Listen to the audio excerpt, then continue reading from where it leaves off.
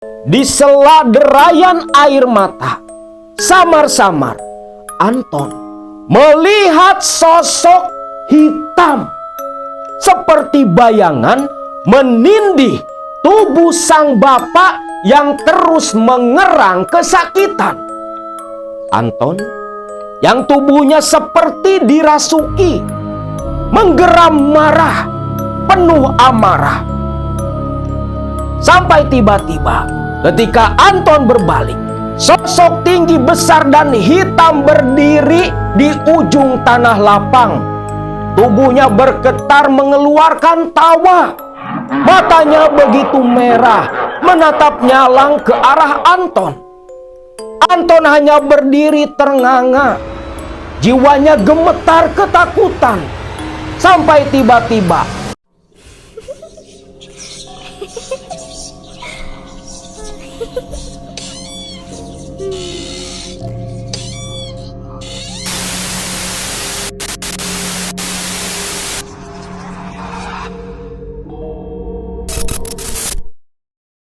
sebelum lanjut ke cerita, buat teman-teman yang baru ikut gabung dan menonton channel ini, jangan lupa klik tombol subscribe, like, dan share video ini di media sosial kalian agar channel ini bisa semakin berkembang.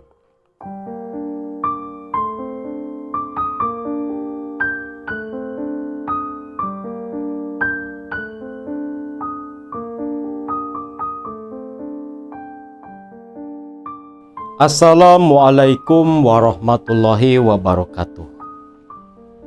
Video kali ini ada sebuah kiriman cerita dari Baraya KMS Majalengka. Cerita yang dikirim oleh Kang Anton, warga asli Majalengka sana, di mana beliau menceritakan kisah pengalaman hidupnya, keluarganya, khususnya almarhum sang bapak yang 20 tahun berjuang, berusaha melawan santet yang menggerogoti tubuhnya sampai di tahun 2010 yang lalu. Dikarenakan takdir dari Allah yang sudah ditetapkan, Pak Edi, bapak dari Kang Anton, meninggal dunia. Santet Tanah Utara, Majalengka.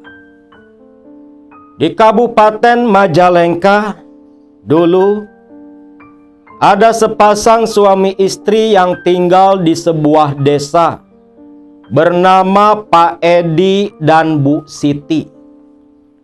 Mereka berdua dikaruniai 3 orang anak, di mana Kang Anton adalah anak kedua dari 3 bersaudara. Kakaknya perempuan bernama Yana dan adik dari Kang Anton, perempuan pula yang diberi nama Linda. Cerita bermulai di tahun 1990.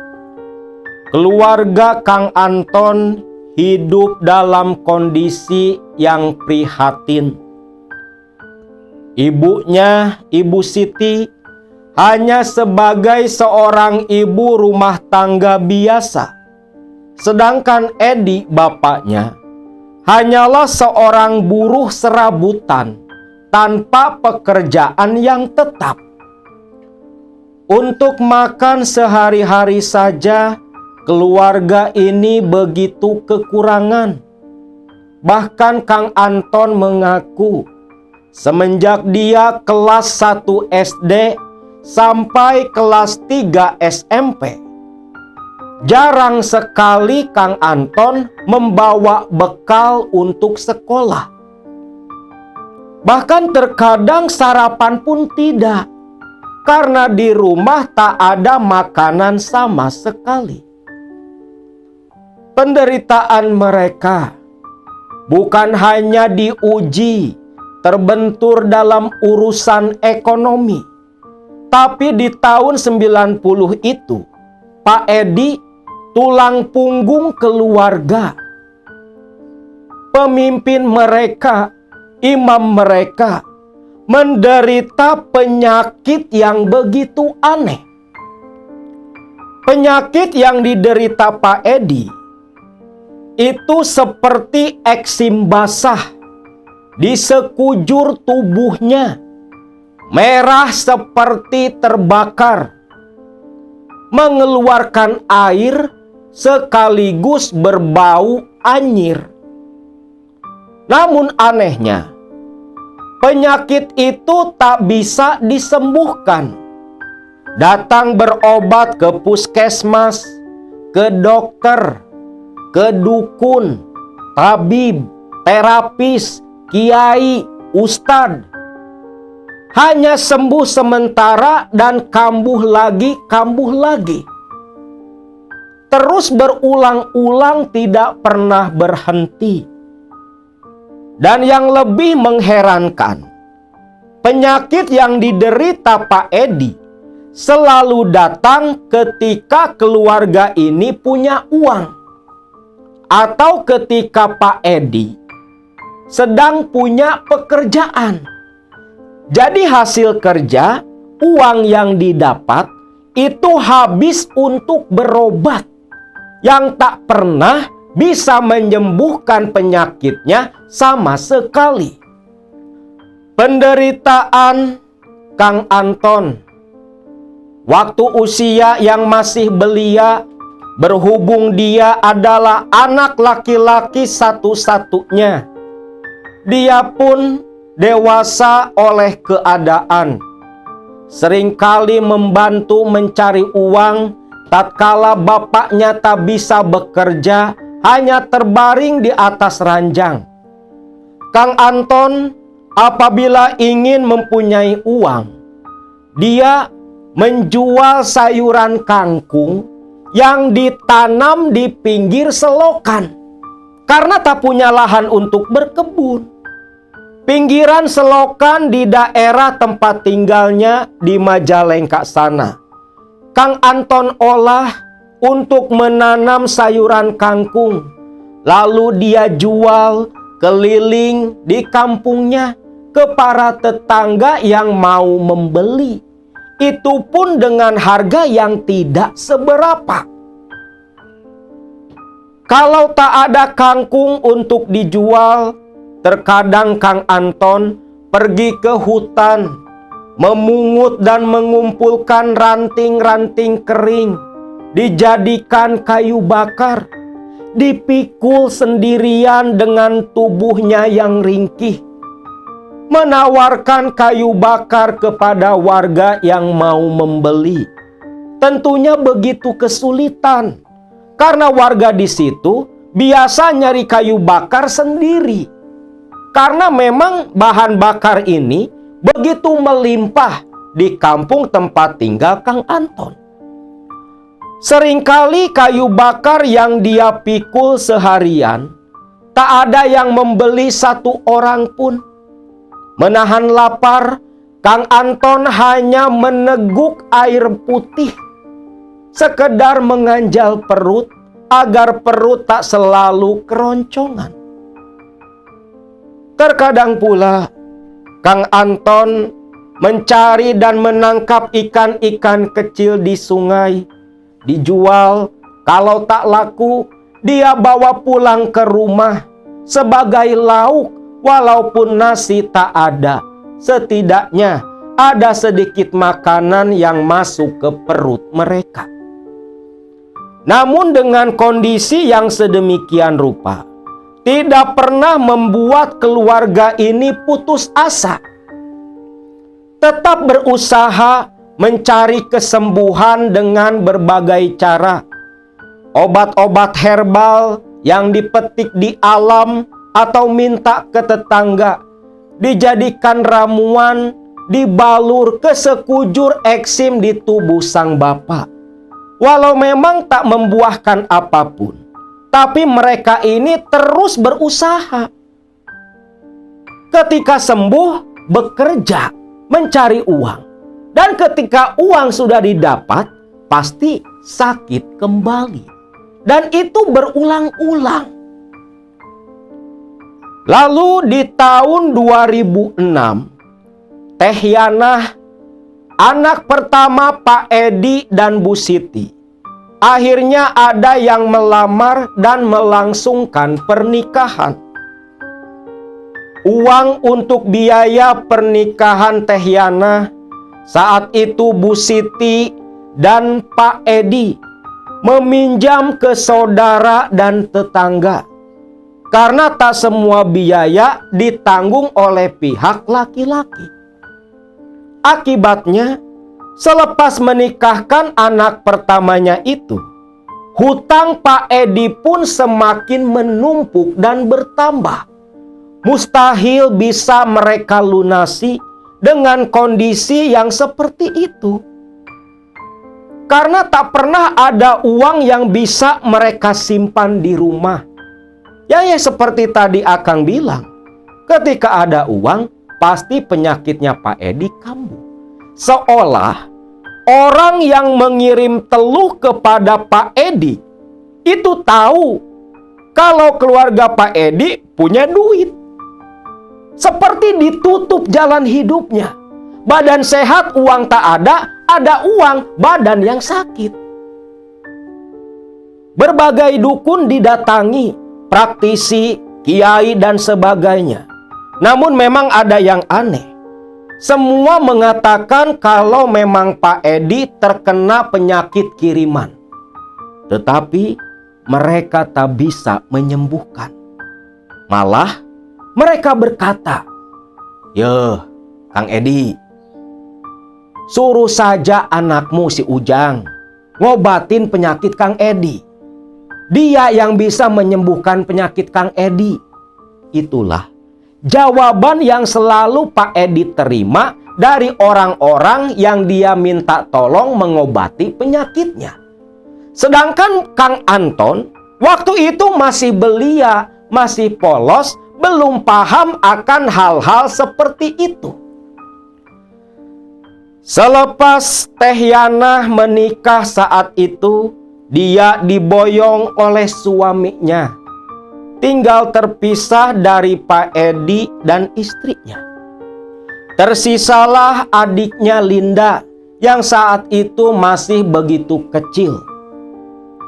Waktu itu, rumah kecil mereka, listrik yang mereka gunakan itu nyambung atau meminta ke tetangga. Saat itu Pak Edi sedang kambuh penyakitnya. Ketika penyakit datang, tubuh Pak Edi terasa begitu sakit dan panas. Panasnya seperti yang dibakar bara. Dari luka-luka eksim yang kemerahan, terus mengeluarkan air yang berbau anyir. Perihnya luar biasa. Pak Edi hanya bisa berbaring dan merintih. Sedangkan Anton beserta adik dan ibunya duduk di samping pembaringan reot yang ditempati di kamar mereka. Waktu itu listrik dimatikan oleh tetangga. Mungkin karena keluarga Pak Edi belum punya uang untuk bayar ke mereka. Penerangan pun hanya menggunakan lampu teplok saja. Anton dan ibunya hanya bisa menangis menatap Pak Edi yang terus merintih-rintih tiada henti. Sampai bergadang semalaman hanya menunggui sang suami. Sampai akhirnya 1 tahun pasca Teh Yanah menikah, Bu Siti memutar otak mencari cara untuk memperbaiki ekonomi keluarga mereka. Karena pikiran Bu Siti waktu itu, suaminya yang kondisinya tak berubah, sedangkan anak-anaknya perlu makan. Hanya tinggal dirinya lah yang harus berpikir dan bekerja. Sedangkan Yana yang sudah menikah dengan suaminya diboyong dan tak tinggal lagi bersama, tak mungkin diandalkan untuk membantu ekonomi mereka. Akhirnya Bu Siti pun di tahun 2007 itu dia memilih nekat berangkat kerja jadi TKW ke Arab Saudi sana. Awalnya Pak Edi begitu berat melepaskan sang istri. Terlebih Anton masih kecil. Linda pun masih perlu kasih sayang dan perhatian seorang ibu. Namun karena kondisi yang memaksa, Pak Edi yang saat itu masih terbaring sakit, mau tak mau merelakan istrinya berangkat ke luar negeri sana. Saat itu di Arab Saudi, Bu Siti teken kontrak selama 2 tahun. Awalnya berharap ada perubahan di keluarga mereka dengan kiriman uang tiap bulan dari Bu Siti yang bekerja banting tulang di Arab Saudi. Tapi nyatanya si pengirim teluh memang seperti yang memantau dan tahu kalau keluarga ini lagi punya uang. Setiap kali Bu Siti transfer duit ke Majalengka ke suaminya, duit diterima, seketika itu juga penyakit langsung datang menerpa. Dan yang terjadi, uang kiriman Bu Siti pun digunakan untuk berobat. Karena rasa sakit yang diterima oleh Pak Edi, setiap mendapat kiriman uang, itu berkali-kali lipat lebih sakit dari sebelumnya. Dari uang kiriman sang istri, Anton membawa bapaknya berobat. Setiap ada tetangga yang mengarahkan, "Jang, coba tuh ke Kiai Anu. Dulu juga pernah ada yang sakit kayak gini bisa sembuh." Langsung didatangi oleh Anton dan bapaknya. Tapi seperti ke belakang, tetap saja tak bisa menyembuhkan penyakit bapaknya itu.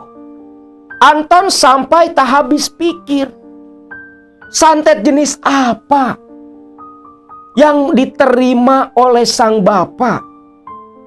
Dan ada dendam apa orang yang mengirim santet ini kepada keluarga mereka? Pengaruh tak punya, kekuasaan apalagi, harta pun gak ada. Rumah yang ditempati pun hanya gubuk reot saja. Apa yang diirikan oleh si pengirim santet ini? Anton betul-betul tak mengerti. Waktu pun terus berlalu. Pada tahun 2010, Bu Siti pun habis kontrak. Dia pun pulang ke Indonesia. Begitu pulang ke Majalengka, waktu itu suaminya sudah mendingan, penyakitnya hilang, sudah mulai sehat dan bisa beraktivitas kembali. Namun karena kondisi ekonomi yang belum berubah, Bu Siti menganggap sepertinya sang suami tidak akan sakit lagi. Karena saat itu terlihat betul-betul sudah sembuh. Akhirnya Bu Siti pun memperpanjang kontrak kerjanya di tahun 2010 itu. Namun ada yang berbeda dirasakan oleh Pak Edi.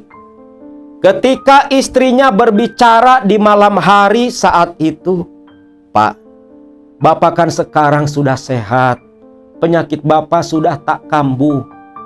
Ibu mau kerja lagi ke Saudi, Pak. Ibu mau memperpanjang kontrak di majikan yang sama. Bu, apa Ibu tak lebih baik tinggal saja kembali di sini, biar Bapak yang kerja, Bu?" "Pak, kalau Ibu tak kerja di Saudi, bagaimana keluarga kita mau berubah, Pak?" Bapak kerja serabutan, uangnya paling cukup buat makan. Sedangkan hutang masih ada belum dibayar, Pak. Tak ada cara lain, Pak, selain ibu kembali kerja ke Saudi sana. Tapi Bu, Bapak mohon Bu, entah kenapa saat ini Bapak begitu berat melepas ibu kerja ke Saudi, Bu. Tidak seperti tahun-tahun sebelumnya. Apa tak sebaiknya ibu tinggal saja di sini? Rayu Pak Edi kepada sang istri. Namun mau bagaimana lagi? Terlebih paspor sudah dibuatkan. Bu Siti hanya tinggal berangkat. Akhirnya Bu Siti pun meyakinkan sang suami kalau kontrak saat ini adalah kontrak terakhirnya. Selepas selesai kontrak nanti, dia akan kembali tinggal, bersatu kembali dengan Edi dan kedua anak mereka. Bu Siti pun menitipkan Linda dan Pak Edi kepada Kang Anton anaknya, agar selalu memperhatikan dan merawat mereka, takut terjadi apa-apa. Karena dienggak-enggak, ketika mau berangkat yang kedua kalinya ini, Bu Siti pun punya firasat yang kurang mengenakan di hati. Khawatir akan sang suami, seolah bayang-bayang santet sudah akan datang, sudah terasa oleh keluarga kecil ini. Betul saja, ketika Bu Siti berangkat kembali ke Saudi, tak lama, hanya beberapa minggu sekepergian sang istri, Pak Edi jatuh sakit kembali. Bahkan sakitnya teramat parah. Bukan hanya sekujur tubuh memerah seperti terbakar, tetapi Pak Edi pun tak berdaya sama sekali. Menggerakkan tubuh pun tak bisa. Sekujur badannya seolah lumpuh mendadak saat itu. Bu Siti yang mendengar kabar suaminya kembali sakit, tak bisa berbuat apa-apa. Hanya meminta Anton dan Yana mencarikan pengobatan untuk sang suami, mengirimkan uang dari luar negeri. Hal itu pun dilakukan. Namun tetap saja, seperti tahun-tahun sebelumnya,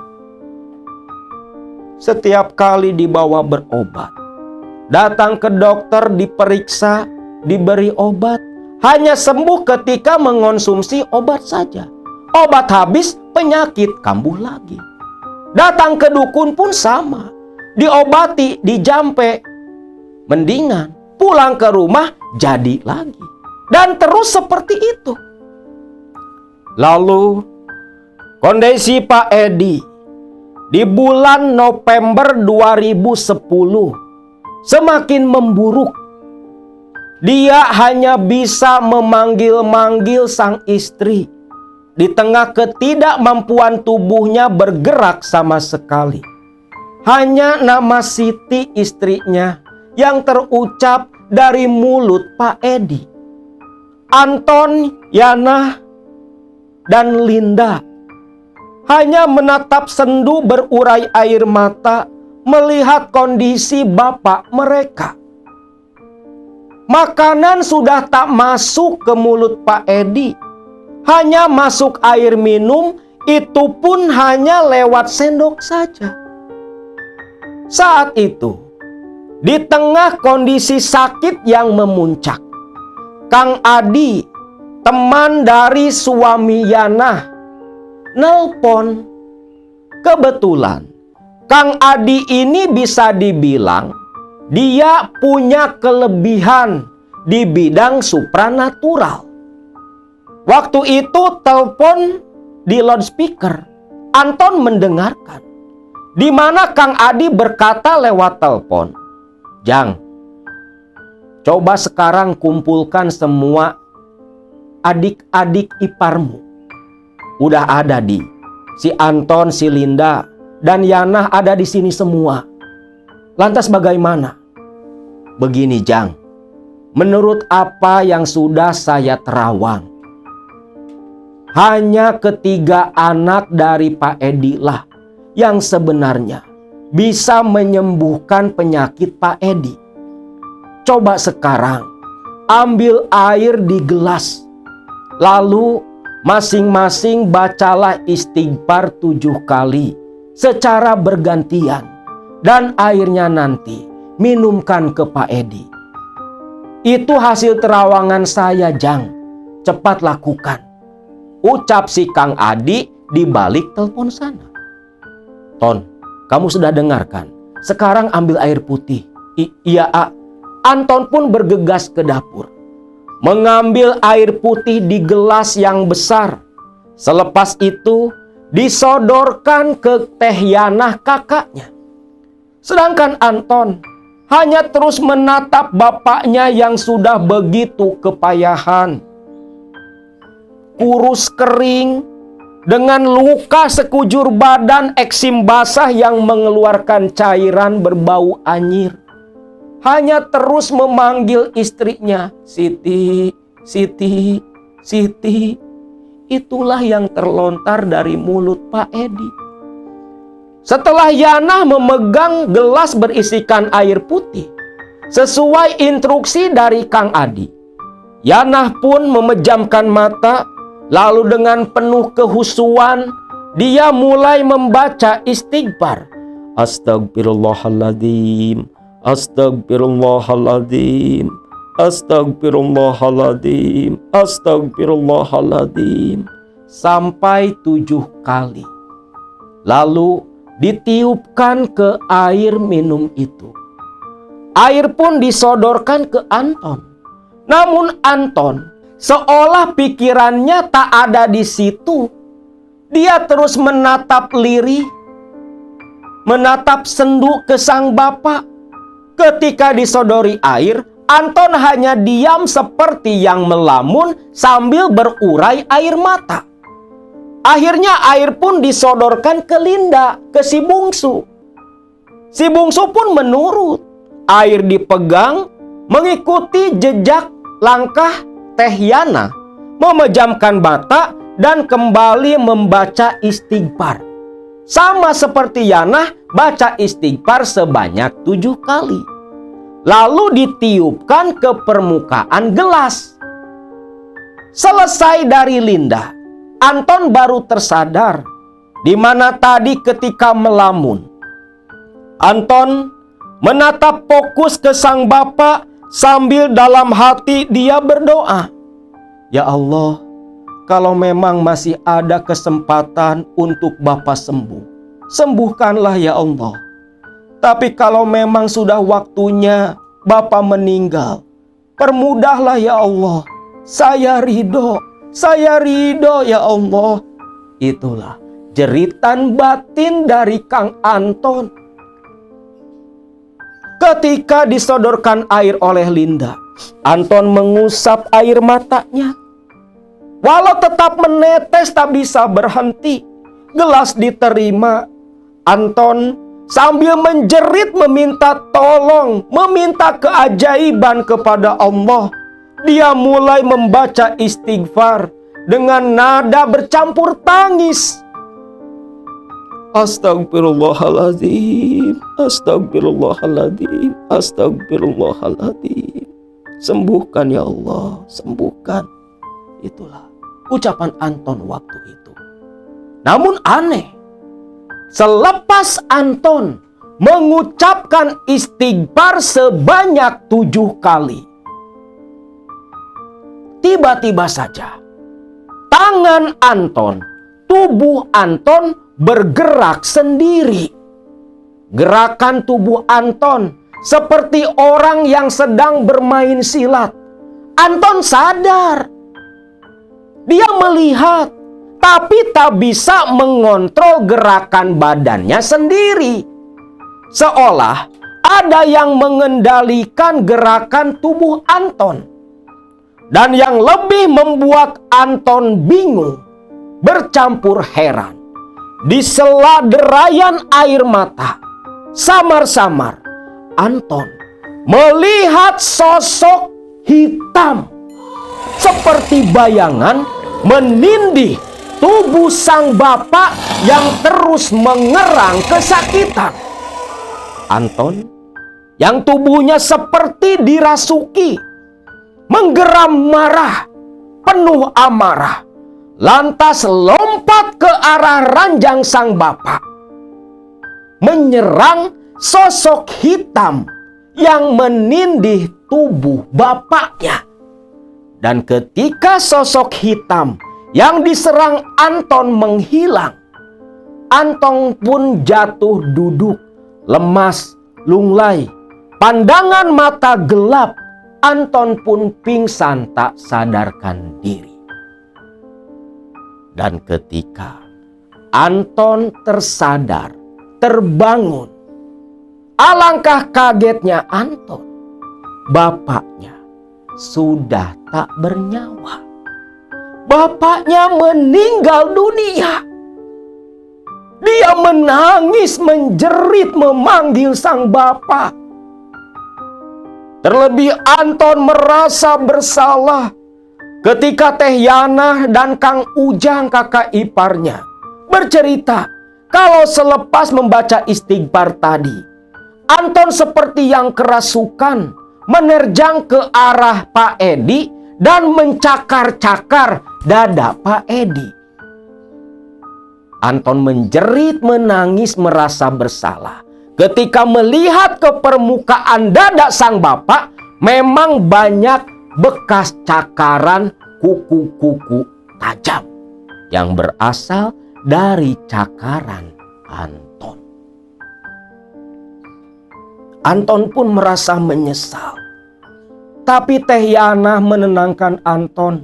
Sudahlah Anton, itu semua sudah takdir Allah. Apa yang kau lakukan tak ada hubungannya dengan Bapak. Tapi Teh, kalau Anton tak seperti tadi, Bapak mungkin masih hidup Teh. Enggak Ton, enggak. Bapak memang sudah waktunya meninggal. Sudah, jangan menyalahkan dirimu sendiri, ucap Teh Yana. Waktu itu, ketika Pak Edi meninggal, Anton sudah cukup dewasa. Dia pun hanya bisa legowo, menghibur dirinya sendiri, meyakinkan hatinya kalau kematian sang bapak tak ada hubungan dengan dirinya. Kematian Pak Edi pun diumumkan malam itu juga. Para tetangga dan saudara berdatangan membantu mengurus jenazah Pak Edi. Saat itu, jenazah Pak Edi masih dibaringkan di ranjang karena hari yang masih malam. Dan keesokan paginya, barulah jenazah Pak Edi akan dimandikan. Namun ketika pakaian Pak Edi mau dilepas, bajunya begitu susah karena tubuh yang sudah kaku. Bibinya Anton pun berkata, "Jang, digunting saja baju bapak. Nanti selepas digunting, bajunya bapak disimpan di bawah tempat pemandian. Di situ ada tanah galian. Nanti dikuburkan," ucap bibinya Anton. Itu mungkin salah satu adat ya, kebiasaan di daerah sana. Anton pun menurut. Diambillah olehnya sebuah gunting, baju sang bapak yang memang lengket dengan kulit. Karena kan luka eksimnya itu terus mengeluarkan cairan. Baju pun dibuka. Lalu di permukaan baju itu kulit-kulitnya Pak Edi menempel. Lalu dilipat oleh Anton dan disimpan di atas kursi. Jenazah Pak Edi pun digotong dan dibawa masuk ke tempat pemandian. Jenazah pun mulai dimandikan. Selepas selesai dimandikan, bibinya Anton memanggil, "Anton, bajunya bapak kemana tadi?" "Aduh, ada Bi di atas kursi. Cepat, bawa kemari. Kubur di bawah lubang pemandian jenazah." Iya Bi," ucap Anton. Anton berlari menuju ke kursi tempat nyimpan bajunya sang bapak. Ketika baju diambil, astagfirullah, ini apa? Ucap Anton. Karena di lipatan kain baju, Anton meraba seperti ada benda, ada sesuatu. Begitu lipatan dibuka, kaget bukan main Anton. Di dalam lipatan baju kain sang bapak, ada kulit bambu. Panjangnya hampir segini. Kalau orang Sunda bilangnya hinis awi, yang begitu tajam. Astagfirullah, kenapa tiba-tiba ada benda ini? Kan Anton sendiri yang gunting dan lipat. Itu nggak ada apa-apa. Tiba-tiba muncul begitu saja kulit bambu di balik lipatan baju. Anton ambil kulit bambu itu. Dia perhatikan. Perasaan Anton ada yang tak beres dengan kulit bambu tersebut. Betul saja, tak lama kulit bambu itu tiba-tiba saja berubah menjadi sebatang jarum. Batang jarum yang besar yang biasa digunakan buat ngaput karung. Dan jarum itu penuh dengan karat. Astagfirullahaladzim. Ya Allah, kenapa jadi jarum? Anton kebingungan. Dalam sekejap berubah jadi jarum berkarat. Anton, mana bajunya? Teriak sang bibi dari luar. Iya Bi, sebentar. Jarum itu pun Anton masukkan ke dalam dompet dan kembali dia simpan. Lantas bergegas lari keluar. Baju diserahkan ke sang bibi, lalu dikubur tepat di lubang di bawah pemandian jenazah. Singkat cerita, selepas 7 hari kematian Pak Edi, Anton yang masih kepikiran akan kematian bapaknya, terlebih masih penasaran dengan kulit bambu yang berubah menjadi jarum berkarat. Saat itu, Anton mengambil jarum karatan dari dompetnya. Terus dia perhatikan. Ya Allah, ini sebenarnya benda apa? Jarum apa? Dan bagaimana bisa? Semula bentuknya hanya kulit bambu. Kenapa berubah jadi jarum? Jangan-jangan jarum ini ada kaitannya dengan santet yang diderita Bapak 20 tahun ini. Pasti jarum ini ada hubungannya dengan penyakit Bapak, pikir Anton. Akhirnya Anton pun bertekad mau mencari orang pintar untuk membuka tabir misteri sekitar penyakit bapaknya dan membuka rahasia keterkaitan antara santet yang diderita sang bapak dengan jarum karat yang ada dalam genggaman Anton malam itu. Singkat cerita, esok paginya Anton pun bekerja. Di pekerjaan, Anton punya seorang kawan perempuan, namanya Ita. Anton dan Ita sudah seperti saudara lah, sahabatan, udah lama. Bahkan Anton seringkali curhat tentang keluarganya kepada Ita. Seperti waktu itu, Anton pun cerita kepada Ita tentang jarum yang dia temukan dari lipatan baju sang bapak, yang tadinya berupa kulit bambu. Ah, masa iya, Ton? Kulit bambu jadi jarum? Demi Allah, Tak. Nih, kalau nggak percaya, dompet dibuka. Nih, Tak. Ini loh, tadinya tuh kulit bambu. Tiba-tiba berubah jadi jarum gede kayak gini. Coba pikir, Tak. Apa mungkin jarum ini ada kaitan dengan penyakit Bapak? Ita pun terdiam. Tatapan matanya tajam ke arah jarum berkarat. Seolah Ita pun punya firasat yang sama dengan Anton. Bisa jadi, Ton. Sepertinya ada hubungannya kalau cerita kamu itu benar, pasti jarum ini yang jadi media santet yang diderita Bapak 20 tahun lamanya. Lantas bagaimana, Tak? Apa kamu kenal atau tahulah orang pintar, orang sakti yang bisa membantu membuka tabir misteri ini, Tak? Ada, Ton. Ada. Namanya Abah Kohar. Dia tinggal di bawah kaki bukit. Masih sekitaran Majalengka. Kalau kamu mau, nanti saya antar ke sana.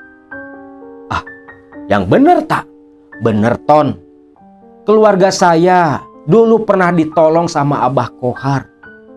Masalahnya hampir sama, cuman tidak separah santet yang diderita bapakmu, Ton. Anton pun seperti mendapatkan pencerahan. Dia yakin mungkin dari Abah Kohar inilah Anton bisa menguak semua misteri tentang penyakit bapaknya. Maka waktu itu ketika libur bekerja, Anton dan Ita yang sudah janjian akhirnya bersama-sama pergi menuju ke tempat tinggal Abah Kohar yang tinggal terpencil dari penduduk lain, tepat di bawah kaki sebuah bukit di daerah Majalengka.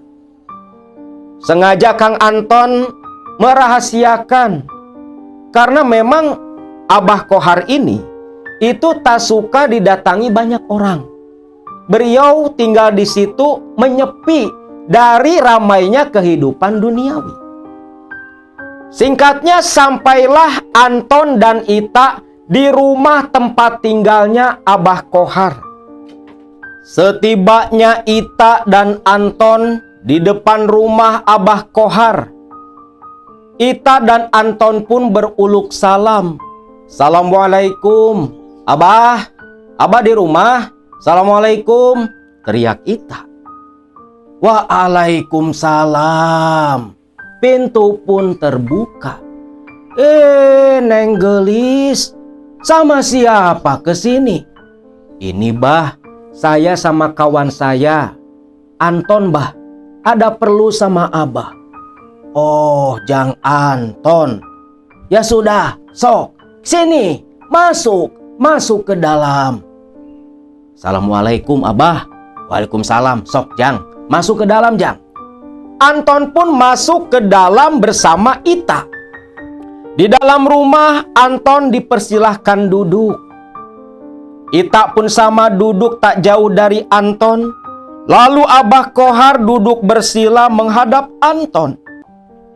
Sambil sesekali Abah Kohar seperti yang menatap agak tajam kepada Anton. Ada perlu apa ya? Si Ujang jauh-jauh ke rumah Abah. "Oh, ada perlu apa? Sok ngomong," kata Abah Kohar. Abah Kohar ini dari penampilan ya kayak orang tua biasa lah. Waktu itu umur Abah Kohar sekitar 50 tahunan. Saat ini berarti sekitar 65 lah. Sudah cukup tua. "Sok Ujang ngobrol saja. Ada perlu apa jauh-jauh nemuin Abah?" "Ini, Bah, sebenarnya maksud tujuan saya ke sini mau menanyakan sesuatu ke Abah perihal penyakit almarhum Bapak, Bah. Selama 20 tahun, Bah, Bapak saya menderita penyakit yang begitu aneh, Bah.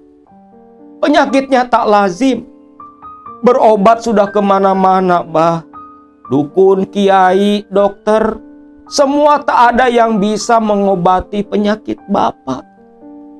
Dan waktu Bapak meninggal, Bah, Anton pun cerita apa yang terjadi.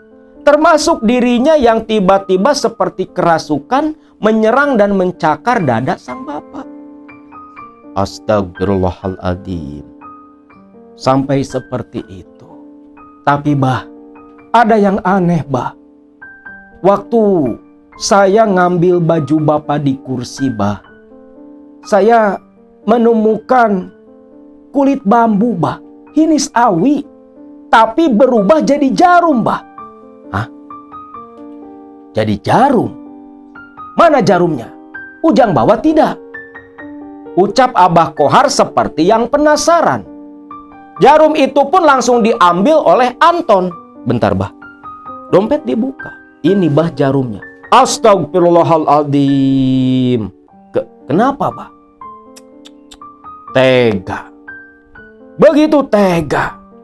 Sesama manusia. Terlebih masih saudara sesama muslim juga. Kejam. Mengirimkan hal seperti ini kepada bapakmu. Loh, maksud Abah bagaimana, Bah? Jang, bapakmu kena kiriman santet. Dan ini santet yang luar biasa. Abah sendiri pun, kalau misal bapakmu masih ada, tak akan mudah menyelamatkan bapakmu. Di situ, Anton langsung terpancing emosi dan amarahnya. Ya bayangkan saja oleh kalian, 20 tahun Pak Edi bergelut menghadapi santet yang dia derita. Makanya orang-orang seperti Kang Anton ketika mendengar ribut di media sosial orang yang tak percaya santet, tak percaya sihir, tak percaya teluh, bahkan ada yang sengaja menantang dukun teluh. Orang-orang seperti Kang Anton yang mengalami sendiri, melihat dan merasakan perjuangan sang bapak 20 tahun melawan santet yang menimpa tubuhnya. Geram, sakit hati. Bahkan sampai ada pula yang bilang, apa mereka harus mengalami sendiri, baru diam, baru percaya. Tapi itulah sisi lain kehidupan. Bah, tolong saya, Bah. Saya ingin tahu siapa sebenarnya yang mengirim santet ke bapak saya, Bah. Dan saya minta, Bah, kembalikan santet itu ke yang ngirim, Bah. Biar dia merasakan apa yang keluarga kami alami 20 tahun, Bah. 20 tahun. Saya dan keluarga menderita. Ibu sampai keluar negeri jadi TKW di Arab Saudi sana, Bah. Tolong saya, Bah. Shh. Nah, Anton, jangan seperti itu. Harus Nak Anton ketahui, segala sesuatu yang terjadi di muka bumi ini, semua adalah ketetapannya Allah. Semua takdir Allah. Semua terjadi atas izin Allah. Kalau gitu, Allah nggak adil sama keluarga saya, Bah. Astagfirullahaladzim. Jangan berkata seperti itu, Jang Anton. Justru adilnya Allah di situ. Maksud Abah bagaimana, Jang Anton? Ketika seorang hamba menderita penyakit sihir kiriman dari orang lain, maka selama itu pula dosa-dosa si hamba korban sihir ini berjatuhan dan ditanggung oleh orang yang mengirim teluh, mengirim santet ke Bapak Jang Anton.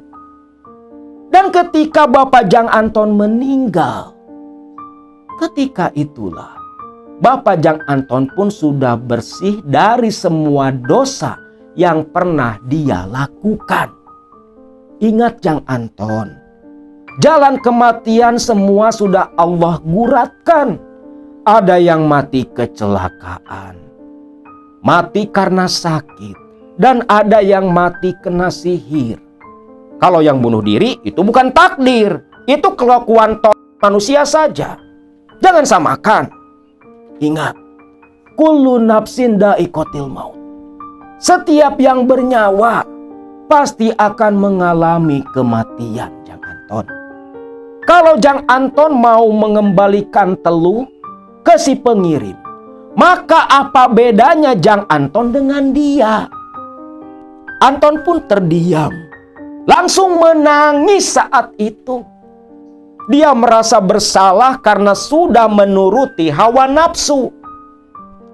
Anton pun agak haru selepas mengetahui kalau hakikatnya bapaknya meninggal sudah dalam keadaan bersih.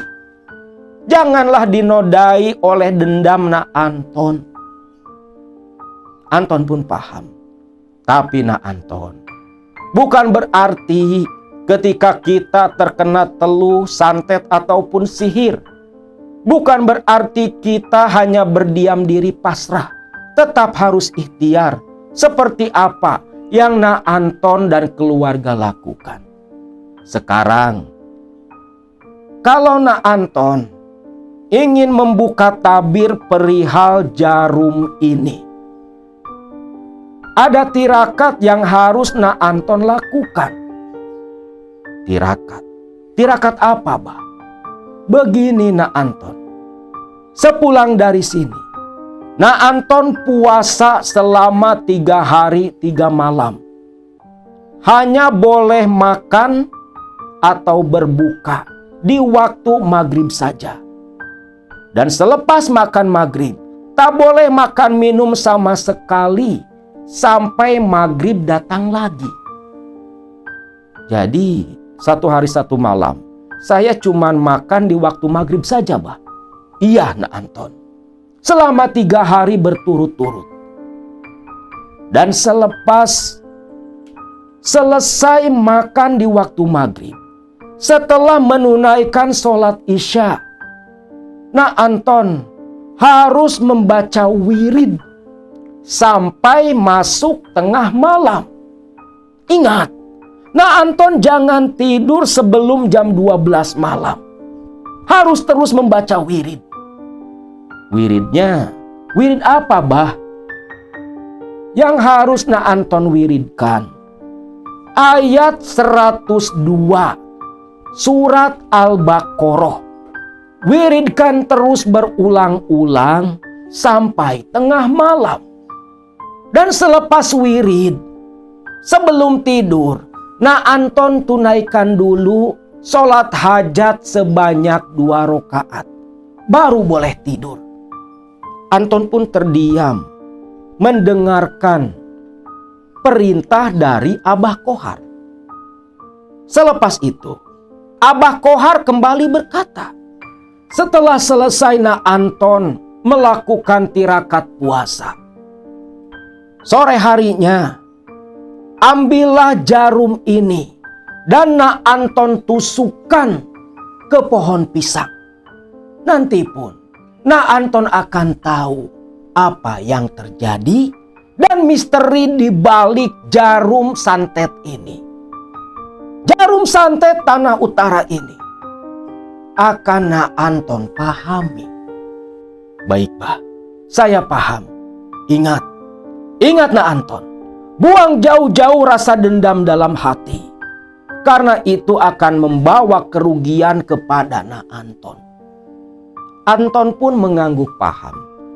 Lantas setelah berbincang-bincang kembali, Anton dan Ita pun pamitan undur diri dari rumah Abah Kohar. Singkat cerita, esok harinya mulailah Anton melakukan tirakat puasa yang makan di waktu maghrib saja. Selepas sholat isya, Anton menggelar sajadah. Dan Anton pun mulai mendawamkan wirid. Mewiridkan ayat 102 surat Al-Baqarah sesuai perintah Abah Kohar. Di malam pertama ini, ujian yang datang menimpa Anton ketika melakukan wirid itu diserang hawa kantuk yang teramat sangat. Kelopak mata seolah begitu berat susah dibuka. Tapi Anton menekadkan diri, menguatkan hati. Ini demi membuka tabir misteri santet yang dialami sang bapak puluhan tahun lamanya. Dia terus berusaha membaca wirid terus-menerus, mengulangi ayat 102 surat Al-Baqarah berulang-ulang sampai akhirnya lulus wiridan malam pertama itu. Tepat jam 12 malam, Anton pun mengambil air wudhu dan menunaikan sholat sunnah hajat sebanyak 2 rakaat. Lanjut di malam kedua. Seperti malam pertama, selepas Isya gelar sajadah, mendawamkan wirid kembali. Nah di sini, ujian mulai datang bertubi-tubi kepada Anton. Di mana malam itu, Anton mulai merasa suasana di dalam kamar berubah dan berbeda. Hawanya tiba-tiba menjadi angker, mencekam dan begitu menyeramkan. Mulai muncul bau-bau wangi yang aneh. Silih berganti selama Anton wirid, termasuk di antaranya sejenis wangi seperti minyak kasturi. Tak sampai di situ saja, wangi-wangian yang hilir mudik berdatangan berubah menjadi hawa yang begitu berat. Lalu muncul energi hangat di tubuh Anton, merasuk dan menjalar ke sekujur badan. Yang pelan-pelan, energi hangat itu berubah menjadi energi yang begitu panas.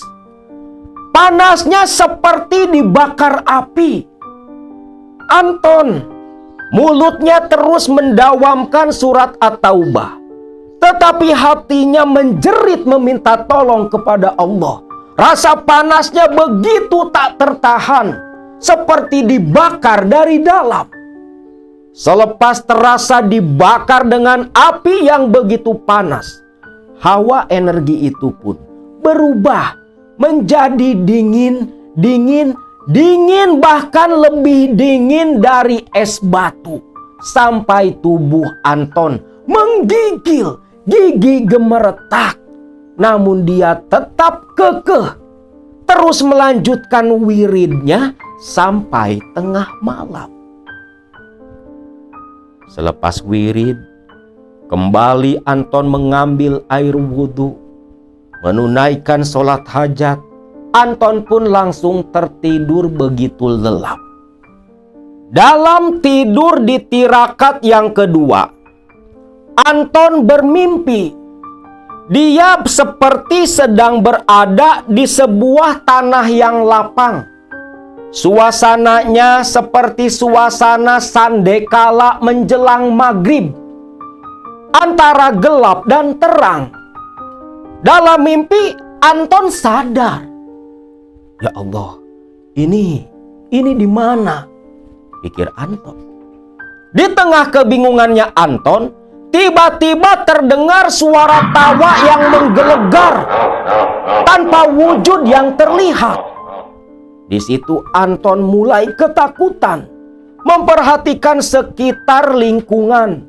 Namun Anton tak menemukan makhluk apapun yang menjadi sumber suara tawa itu. Sampai tiba-tiba ketika Anton berbalik, sosok tinggi besar dan hitam berdiri di ujung tanah lapang. Tubuhnya bergetar mengeluarkan tawa. Matanya begitu merah, menatap nyalang ke arah Anton. Anton hanya berdiri ternganga. Jiwanya gemetar ketakutan. Sampai tiba-tiba makhluk itu lompat menyerang ke arah Anton. Anton untungnya sigap menghindar ke samping. Dia jatuh terjerembab. Namun ketika Anton mencoba bangkit berdiri, tiba-tiba saja makhluk itu menendang punggung Anton, membuat Anton terlempar kesakitan begitu jauh dan Anton pun langsung terbangun. Ketika Anton bangun, bertepatan dengan adzan subuh berkumandang.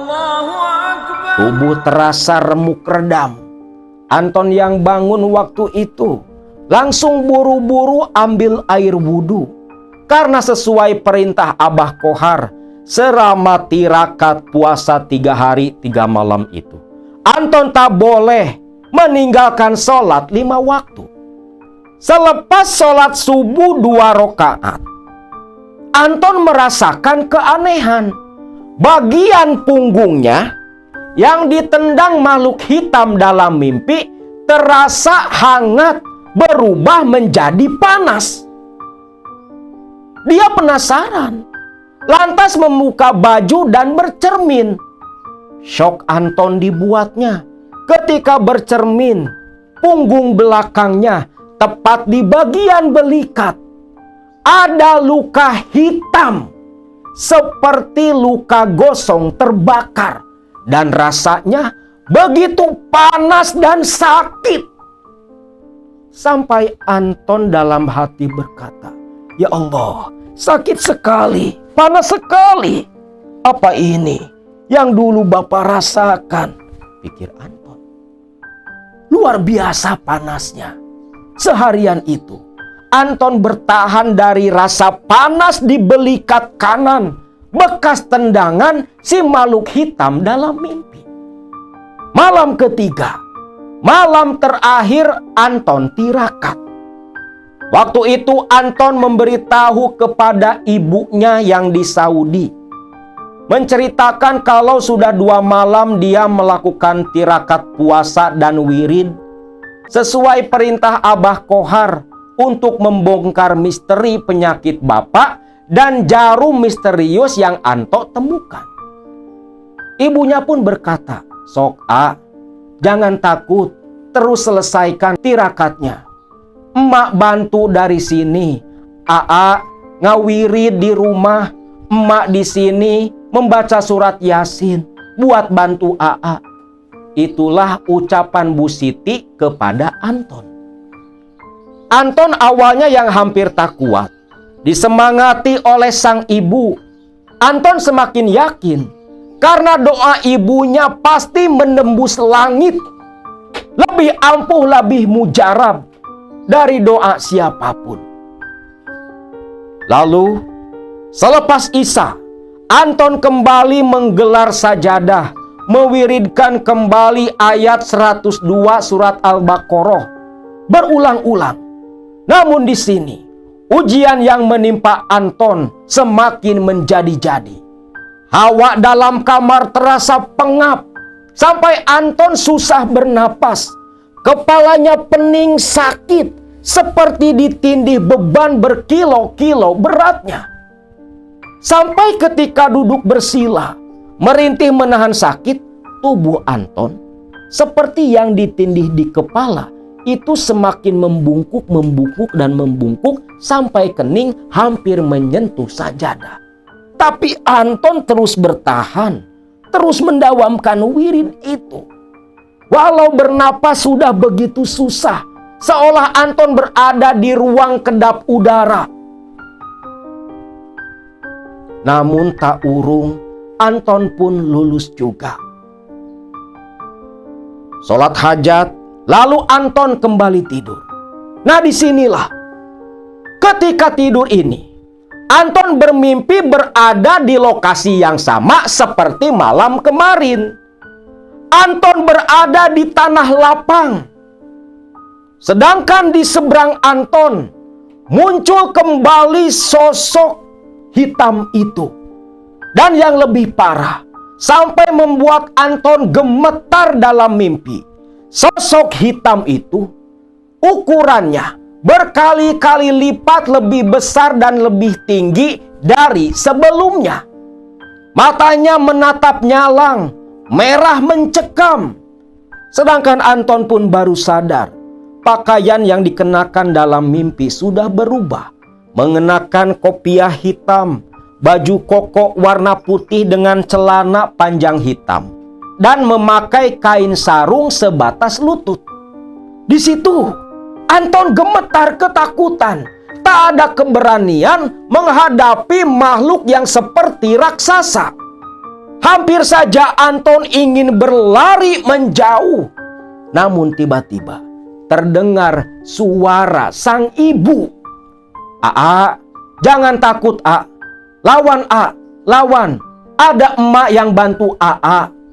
Itulah suara sang ibu dalam mimpi Anton. Suara itu menjadi penyemangat buat Anton. Anton menarik napas begitu dalam. "Bismillahirrahmanirrahim," ucap Anton. Di tengah Anton yang sedang bersiap, makhluk itu langsung menerjang ke arah Anton. Anton pun terlempar, jatuh tersungkur.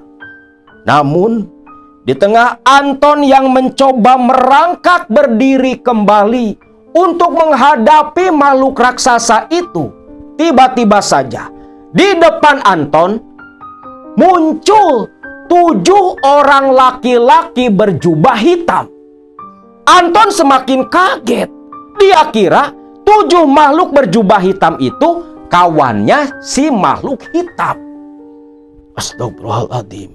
Namun, ketakutan Anton sirna ketika 7 lelaki itu berbalik, tersenyum dan mengucapkan salam. "Assalamualaikum." Waalaikumsalam. Lalu, seorang lelaki mendekat ke Anton. Dia tersenyum, mundur jang. Anton pun kaget. Dia pun langsung mundur menjauh, dan ke-7 orang laki-laki berjubah hitam ini langsung menerjang dan menyerang sosok buta bertubuh hitam. Sampai buta itu terlempar menjerit begitu kencang, kesakitan dan lenyap dari pandangan Anton. Anton yang saat itu terduduk di tanah lapang. Dia begitu heran. Siapa 7 makhluk laki-laki berjubah hitam itu? Tapi yang jelas, 7 makhluk laki-laki berjubah hitam adalah perwujudan dari doanya sang ibu. Karena di dimensi lain, energi dari doa itu bisa berwujud jadi makhluk sesuai dengan daya cipta kita. Lalu 7 laki-laki ini pun berjalan dan mendekat ke arah Anton sambil tersenyum. "Jang, sudah selesai. Sekarang kamu pulang."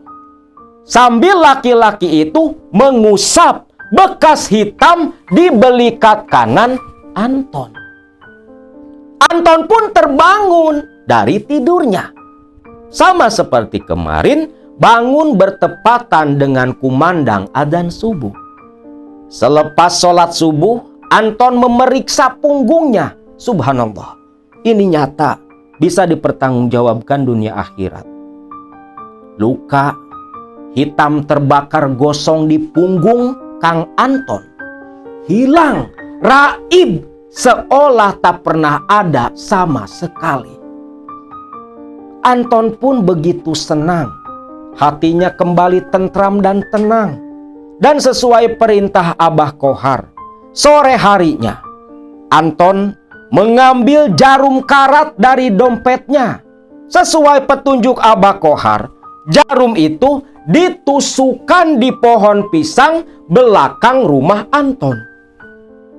Lantas dibiarkan begitu saja, beraktivitas seperti biasa. Lalu malam harinya tidur.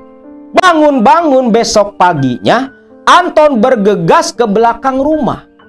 Begitu melihat pohon pisang yang ditancapi jarum karat. Dok, kok bisa? Anton bingung. Karena pohon pisang itu hanya dalam waktu 1 malam mengering, layu, menguning. Dan ketika Anton dekati, dicari-cari, di batang pohon pisang yang tiba-tiba kering dalam semalam itu, jarum karat yang ditusukkan sudah hilang, tak ada lagi di sana. Astagfirullah, aneh. Kok bisa seperti ini? Akhirnya Anton pun membiarkan itu seperti biasa. Tak terlalu memikirkan maksudnya. Hari-hari pun berlalu, Anton kembali seperti biasa kerja dan sebagainya.